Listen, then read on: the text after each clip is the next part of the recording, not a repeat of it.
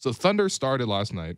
Jeremiah Robinson Earl. That's right, the 3-name guy. Yeah. You know him, right? Number 50? I remember the 3-name guy. So I don't know who that is. A lot of people don't know who that is. No offense to the guy. Really isn't, no offense. But, like, I'm just saying, like, that it's not like they were starting, like, some sort of, like, dominant center You didn't matchup. have Joel Embiid in the paint. So I'm expecting Chris to finish some of these layups and lobs, right? And now the thing is, for Chris, at least he was showing a lot of effort in terms of he was getting offensive rebounds.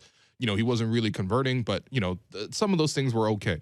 The thing is, when the Raptors really started to get cold, when you looked at some of those shots, that, when I was watching it back, was really a case of just guys missing wide open shots. And the offense was, for the most part, for the Thunder, they were taking away the paint. They did a much better job of doubling Pascal, which was Pascal was hurting them in the first half. And then they started shrinking the floor, and that led to a lot of open jumpers. Gary Trent Jr. got a wide open jumper. Fred VanVleet got a wide open transition jumper. Yuta Watanabe got 2 wide open jumpers. Delano Banton got a wide open jumper. Scotty got a wide open jumper. Out of all that, they only had one guy who made a shot, and it was Scotty from the corner.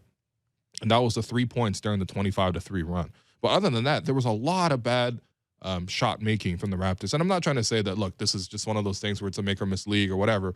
But when watching back the film, I was not as upset about that part of their offense. Sometimes they're just going to end up missing some shots. I think ultimately you play that game, you know, back 100 times, you probably win 80% of the time. But sometimes you do, draw out on the river, so to speak, right? And we're gonna, at the end of the season, we're gonna go through all 82 games. Yeah. And describe every Raptors game as a poker scenario. I'm totally 3-hour show. We don't even have to go to the end of the season. Kipper and Bourne will be preempt that day. What are we doing tomorrow, man? Maybe Stephen Brunn and Ben Ennis will be preempted as well. We're going to do a 6-hour show. No, that's fine, man. We're the World Series of Poker, but just with Raptors games. Like, the offense to me wasn't as big of an issue, even though that was the part obviously where they came up empty. Defensively, though, watching back on the film, there were a lot of missed rotations, miscommunications. And I'm talking about Delano Banton overhelping 2 or 3 times, leading to wide open threes. I'm talking about Scotty Barnes miscommunicating on switches.